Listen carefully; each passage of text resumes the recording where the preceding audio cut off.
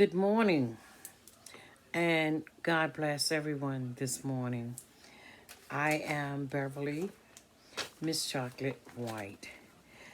I want to first give honor to my Lord and Savior Jesus Christ and to Bishop Allison for inviting me back to speak once again to her flock. This is October, the month for domestic and intimate partner violence awareness. I have gotten so emotional this month because I always do this month because the pain comes back. I've shared my story of how I met a young woman in January, and by that June, I was beaten and dragged and into my apartment because she said that I had wronged her. It still goes with me. I grew up with domestic violence, and I never thought that this would happen to me. As I've shared my testimony to others and about myself, I found out that it is rampant. And during this pandemic, it has really been horrible. Horrible. For too long, domestic violence was considered a family issue and was left for families to address in private. Domestic violence affects millions of people in the United States.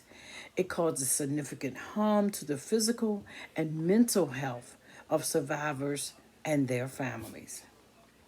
Domestic violence is an abuse of power that tears apart the fabric of relationships and undermines the well being of communities.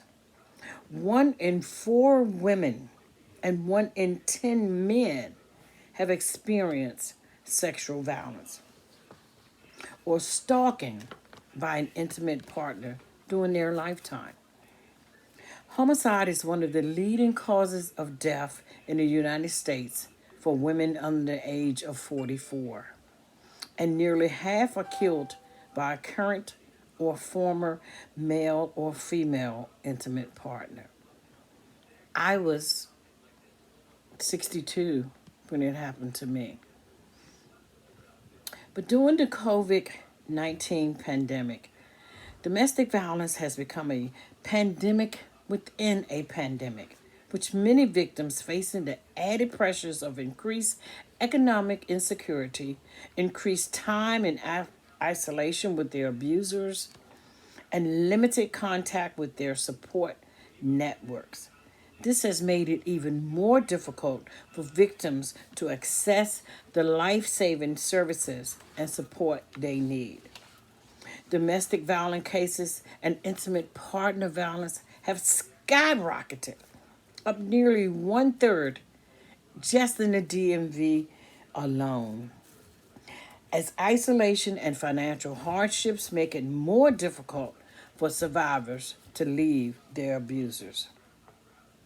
As people have been forced to work and spend time at home, cramped and isolated conditions are leaving victims, predominantly women, with little chance to leave or seek protection from their abusers. Most victims have never before disclosed abuse to anyone. Some aren't ready to take action, but need help making an exit plan, while others just might be ready to seek shelter. Most people will say, well, I thought it wasn't a big deal, or it was the way they were showing affection to me.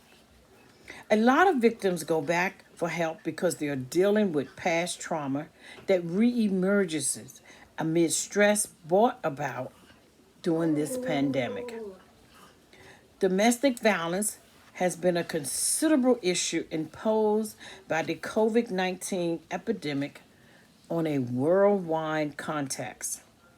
The home confinement led to constant contact between predators and victims, resulting in increased violence and decreased reports.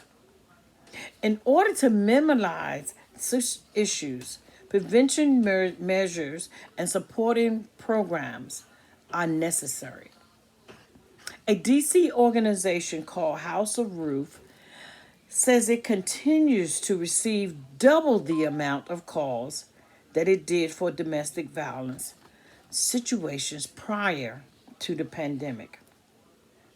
At the beginning of the pandemic, the District of Columbia Domestic Violence Fatality Review Board said that DC area domestic violence service providers were reporting an increase in calls for help and domestic violence related services. With the demands of virtual learning and employment uncertainty, it has complicated matters between parents and children in some households. You have parents who are now home in these environments with their children because maybe they've lost their own employment.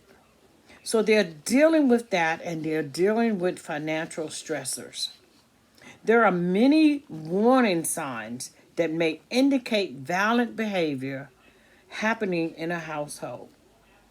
They include controlling behavior, hypersensitivity, isolation, and cruelty to animals. I want you to know, having gone through it myself, there is help. You are not alone. Victims of abuse can contact the House of Roof at 202 667 7001 or email at intake@houseofroof.org. From there, the organization will help callers potentially find a new home. The House of Roof also accepts volunteers to help with this work. There are many avenues that you can take. There are many numbers you can call. The National Domestic Violence Hotline, you can call at 1-800-799-SAFE or 7233. There are many resources that I will post on my website and on ELC Bishop Allison's social media for you to contact people. National Domestic Violence Resources. There are local domestic violence resources. There's an organization called Break the Silence where they work with young people. We need to start somewhere. The House of Roof, as I mentioned before. My Sister's Place. There are emergency shelters. Calvary Women's Shelter. There are many places out here that will help you. You can always contact me, Beverly White, at blessedgodiva@hotmail.com. I will try to guide you into resources to help you. Always try to find or help with finding an exit plan. But we are here to help you, not just October, but for always. Domestic and intimate partner violence must stop. We must educate. We must have resources. We are here for you. You are not alone. I thank Bishop Allison for having me speak once again on this important issue. It would always be a part of me. We are always here for you. I want to thank her flock, her congregation, for always having me here to talk with you, to share my testimony with you. I thought I was alone. I thought I couldn't tell anybody. People always want to blame the victim. You will get, why didn't you leave? You will never get, why did they hit? But we are here. Our children must not see this. Our children must be educated so this cycle can be broken. But we must break the silence on domestic and intimate partner violence. I thank you.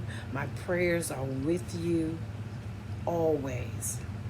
Go blessed, go forward, and trust in yourself in your gut and in God. Thank you.